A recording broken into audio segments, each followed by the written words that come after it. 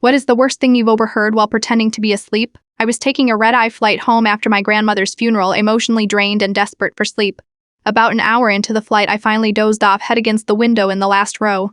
I woke to whispers but kept my eyes closed, trying to drift back to sleep. Then I heard the flight attendant right behind my seat say something that made my blood freeze. I've done this 3 times now. No one ever checks the emergency protocols until it's too late, a male voice responded. At night's different. We have more passengers than expected. I remained perfectly still, heart hammering against my ribs. What were they planning? A hijacking? Some kind of attack? The cargo hold is already set, the woman continued. Timer starts when we hit cruising altitude after Denver. We were stopping in Denver in less than an hour. Whatever they were planning would happen after that. I kept my breathing even as they continued discussing distribution points and maximum impact.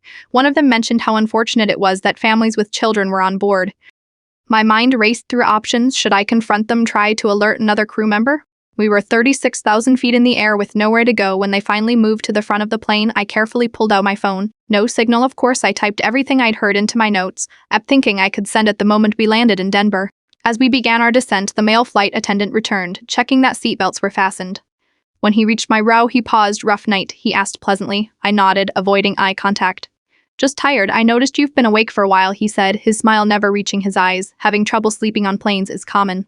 My heart stopped. He knew I'd been listening. As he leaned closer, adjusting my tray table, he whispered, I wouldn't send that note you've been typing, for your own safety. In Denver, I waited until the last possible moment to deplane, then sprinted through the terminal to find security.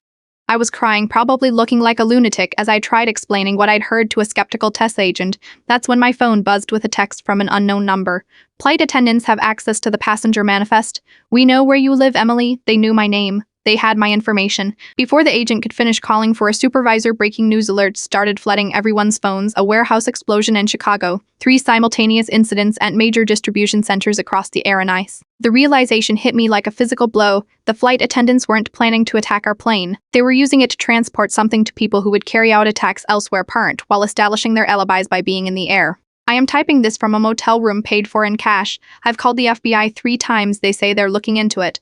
But I've seen the newsprint. They're focusing on an international terrorist group claiming responsibility. Meanwhile, my phone keeps receiving texts from unknown numbers, just flight times, we airlines, Waika cities, every hour on the hour. I think they're showing me that they're still out there, still working, and that they haven't forgotten about me. What would you do if you were me? Part 2, if we're here's interest.